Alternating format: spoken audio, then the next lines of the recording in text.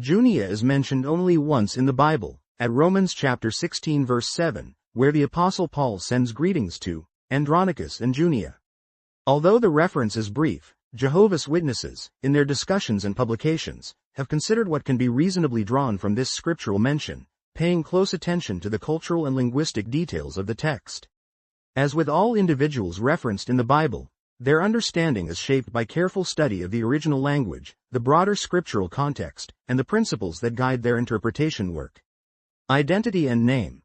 In many Bible translations, including editions used by Jehovah's Witnesses, the name in Romans chapter 16 verse 7 is rendered as Junia. This is noteworthy because for centuries some translations presented the name as Junias, often treating it as masculine. Modern scholarship and careful research indicate that Junia is very likely a feminine name, a common Roman name for women in the 1st century. Jehovah's Witnesses acknowledge that Junia was almost certainly a Christian sister in the congregation, although the Bible itself does not provide extensive background about her life. Association with Andronicus. Junia is mentioned alongside Andronicus, who may have been her husband or a close relative. In the Christian scriptures, when individuals are mentioned together like this, especially in greetings at the close of letters, there is often a familial or ministry connection. Paul describes Andronicus and Junia as my relatives. While Jehovah's Witnesses do not teach that this necessarily means they were direct blood relatives, it could indicate they were Jewish like Paul. Romans chapter 9 verse 3. 2 Corinthians chapter 11 verse 22. Or perhaps from the same extended family circle. At the very least, it suggests a special bond beyond mere acquaintance. Noteworthy among the apostles. A significant phrase in Romans chapter 16 verse 7 is that Andronicus and Junia are noteworthy among the apostles.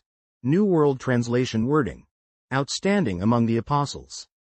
Jehovah's Witnesses approach this phrase with linguistic and contextual caution. The Greek wording can mean that Junia and Andronicus were either outstanding apostles themselves or were highly esteemed by the apostles.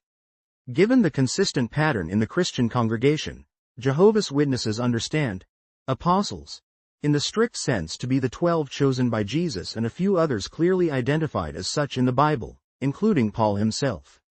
There is no indication that Andronicus or Junia occupied that special apostolic office, something the scriptures are usually explicit about when describing recognized apostles.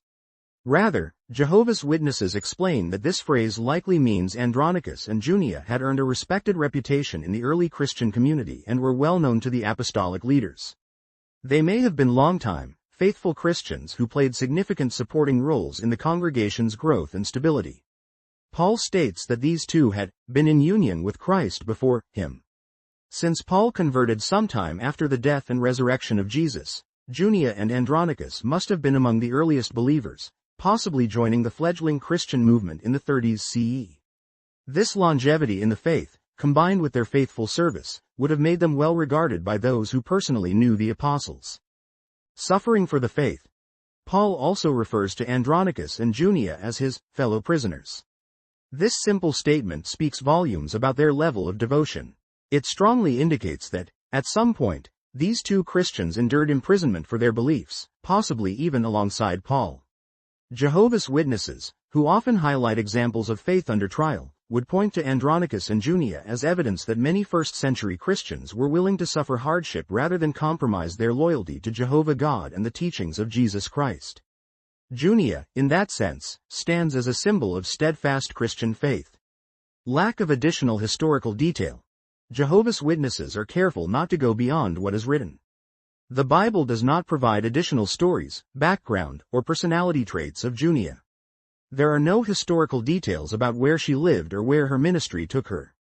The scriptures do not mention whether she was involved in traveling missionary work, or if she helped host congregation meetings in her home, as some early Christians did. Without further biblical evidence, Jehovah's Witnesses refrain from speculation, maintaining that the inspired record includes only what is spiritually necessary. What can we learn today? From the perspective of Jehovah's Witnesses, the account of Junia, brief though it may be, conveys some timeless lessons.